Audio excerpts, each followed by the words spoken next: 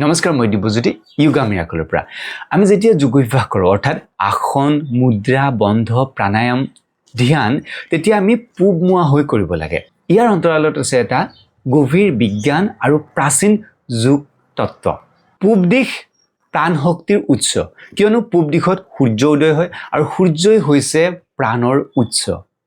ঋগবেদৰ প্ৰথম স্কন্ধৰ 50 নম্বৰ অধ্যায়ৰ 10 নম্বৰ শ্লোকত উল্লেখ কৰিছে উদুত্যাং জাত বেদেশং দেৱং বহন্তি কেতব অৰ্থাৎ সূৰ্যোদয়ত দেৱশক্তি আৰু প্ৰাণ শক্তিৰ উন্মেষ হয় পূব মুৱাকৈ আসন প্ৰাণায়াম কৰিলে প্ৰাণ শক্তি সৰ্বাধিকভাৱে বৃদ্ধি হয় পূব দিশ মানে পবিত্ৰতা উজ্জ্বলতা মানসিক শান্তি আৰু আধ্যাত্মিকতা আৰু এইবোৰে যোগৰ মুখ্য গুণ মনুস্মৃতিৰ দ্বিতীয় অধ্যায় 221 নম্বৰ শ্লোকত উল্লেখ কৰিছে প্ৰাচীন দিশং সমাসাদ্য প্ৰাত সন্ধ্যাং সমাপজেত অৰ্থাৎ সকলো আধ্যাত্মিক কাম পূবমুৱা হৈ কৰা উচিত যোগ হৈছে এটা আধ্যাত্মিক অনুশীলন হেয়ে পূব দিশ সৰ্বোত্তম হঠ যোগ প্ৰতিপিকাৰ প্ৰথম অধ্যায়ৰ 12 নম্বৰ সূত্ৰত কৈছে বিভিক্ত সুচি ৰাশি টু যোগী চিৰ মনুস্থিতেত ইয়াতে যদিও স্পষ্টভাৱে পূব দিশটো উল্লেখ কৰা নাই কিন্তু ইয়াতে কৈছে যে শুদ্ধ স্থান পবিত্ৰ স্থানত যোগ অভ্যাস কৰিব লাগে এই বিষয়ে ব্ৰহ্মানন্দজীৰ টিকাত উল্লেখ কৰিছে শুদ্ধ স্থান হৈছে পূব দিশ আৰু দেৱশক্তিৰ পথ এফালে শিৱ সংহিতাত স্পষ্টভাৱে কৈছে যে আমি যোগ অভ্যাস কোনফালে কৰিব লাগে শিৱ সংহিতাৰ তৃতীয় অধ্যায় 58 নম্বৰ শ্লোকত কৈছে পূৰ্ব দিগ ভাগ মেৱাত সাধক সম্প্ৰয়োজয়তে সাধকে যোগৰ বাবে পূব দিশ বাছি ল'ব লাগে আকৌ তৃতীয় অধ্যায়ৰ 60 নম্বৰ শ্লোকত কৈছে পূৰ্ব বা উত্তৰাভিমুখে যোগ সিদ্ধিশ স্মৃত যোগৰ সিদ্ধিৰ বাবে পূব বা উত্তৰ দিশ হৈছে সৰ্বোত্তম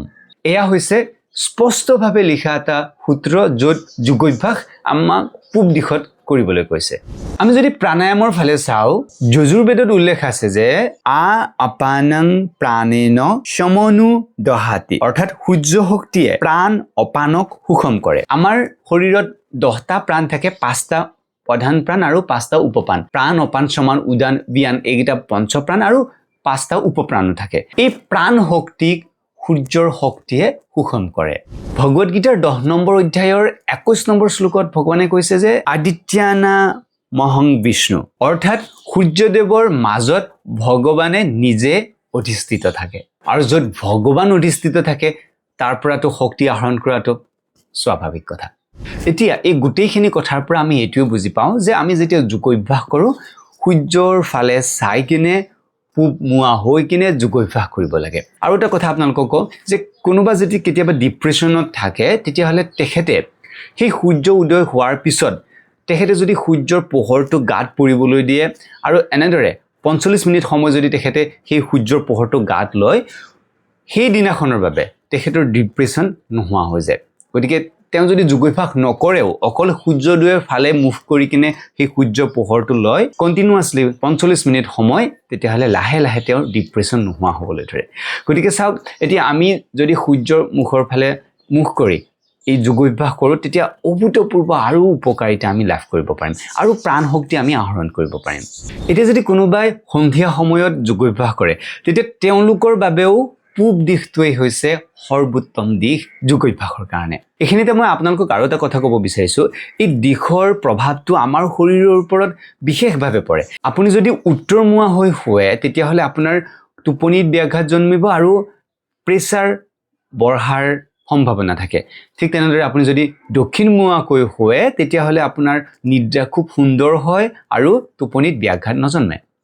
ঠিক তেনেদৰে আপুনি যেতিয়া অধ্যয়ন কৰে পূবমুৱা হৈ যদি আপুনি অধ্যয়ন কৰে তেতিয়াহ'লে আপুনি খুব সুন্দৰভাৱে মনোনিৱেশ কৰিব পাৰে আৰু যদি দিশটো সলনি হয় তেতিয়াহ'লে আপুনি খুব সুন্দৰভাৱে মনোনিৱেশ নকৰিব পাৰে এইটো বহুত সাটল লেভেলত হয় সূক্ষ্মভাৱে হয় আৰু সূক্ষ্মৰ সদায় শক্তিটো যথেষ্ট বেছি থাকে আপুনি যেতিয়া আমাৰ ঘৰত যেতিয়া ডিছ লগায় আগতে যেনেকৈ ডিছ লগাইছিলে সেই ডিছৰ যদি ডাইৰেকশ্যনটো ভুল থাকে তেতিয়াহ'লে আমাৰ তাত ছিগনেল নাহে আৰু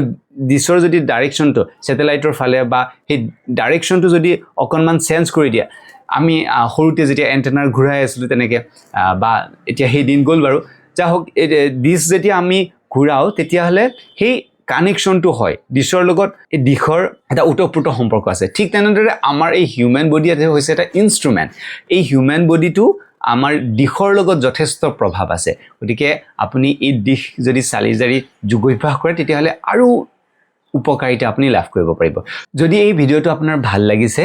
YogaMiracleৰ সৈতে আপুনি সংযোগ স্থাপন কৰি ৰাখিব আৰু এই ভিডিঅ'টো আপোনাৰ বন্ধু বান্ধৱীসকলৰ লগত যিসকলে যোগ অভ্যাস কৰে তেওঁলোকৰ লগত নিশ্চয় শ্বেয়াৰ কৰিব যোগ অভ্যাস কৰক আৰু সুস্থ থাকক লগ পাম পিছৰ ভিডিঅ'ত তেতিয়ালৈ নমস্কাৰ আপুনি যদি যোগ অভ্যাস কৰিব বিচাৰে তেতিয়াহ'লে লাচিত নগৰত আমাৰ যিটো যোগ সাধনা চেণ্টাৰ তাতে আহি আপুনি যোগ অভ্যাস কৰিব পাৰে অফলাইন আৰু অনলাইন যদি যোগ অভ্যাস কৰিব বিচাৰে তেতিয়াহ'লে www.yogamiracle.in তাতে গৈ এতিয়াই ৰেজিষ্টাৰ কৰক থ্যাংক ইউ